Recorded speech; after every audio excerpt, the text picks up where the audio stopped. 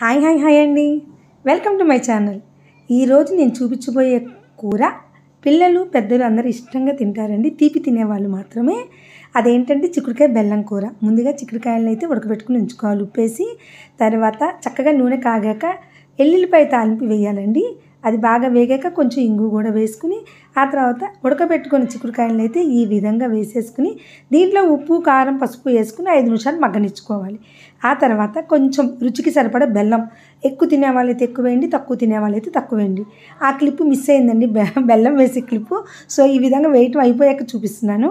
నేనైతే మీడియంగా తీసుకున్నానండి. ఇది తీసుకున్నాక ఈ విధంగా కలబెట్టుకుని మూత పెట్టేయాలి. మూత పెట్టుకున్నాక ప్రతి చిక్కుడుకాయకి కూడా ఆ బెల్లము తీపి అనేది ఎక్కాలి. అంటే చక్కగా దాంట్లో ఇగో చూసారా ఈ విధంగా ఉడుకుతున్నట్టు రావాలి. వచ్చాక పొడం అనేది ఉంటుంది కదా మన ఇంట్లో ఎప్పుడు, అందులో ఉప్పు కారం జీలకర్ర ఎల్లుల్లిపాయ ఎండు కొబ్బరి వేసిన పొడి మా ఇంట్లో అయితే ఎప్పుడు రెడీగా ఉంటుందండి. ఆ పొడాన్ని ఈ విధంగా వేసేసుకొని కలబెట్టుకుని పొయ్యి కట్టేయాలి.